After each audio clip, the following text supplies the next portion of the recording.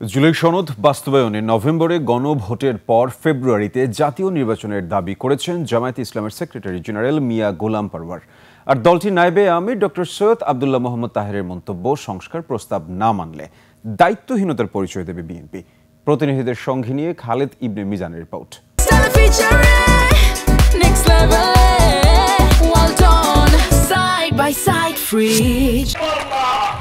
শুক্রবার সকালে খুলনার ডুমুরিয়ায় জামায়াতে ইসলামীর উপজেলা সনাতন শাখার উদ্যোগে এই সম্মেলন।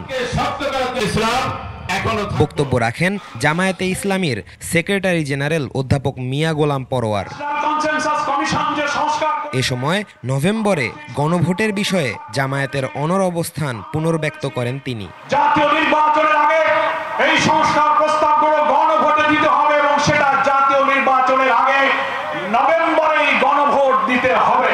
তারপরে একটা পার্লামেন্ট হবে, ফেব্রুয়ারির এই নির্বাচন ইনশাআল্লাহ অংশ নেব। এদিকে কুমিল্লায় নিজ নির্বাচনী এলাকা 14 গ্রামের নির্বাচন কেন্দ্র পরিচালক সমাবেশে অংশ নেন জামায়াতে ইসলামীর নায়েবে আমির ডাক্তার সৈয়দ আব্দুল্লাহ মোহাম্মদ তাহের। এ সময় তিনি বলেন, সংস্কার প্রস্তাব না মানলে বিএনপি দায়িত্বহীনতার পরিচয় দেবে। বিএনপি যদি সংস্কার না মানে, সংস্কার না চায়, তাহলে তাদের কমপক্ষে দায়িত্বটা ছিল যে সংস্কার প্রসেস শুরু হওয়ার আগেই তারা বলতো যে আমরা এই কমিশনে অ্যাটেন্ড করবো না, আমরা এটাকে বয়কট করছি।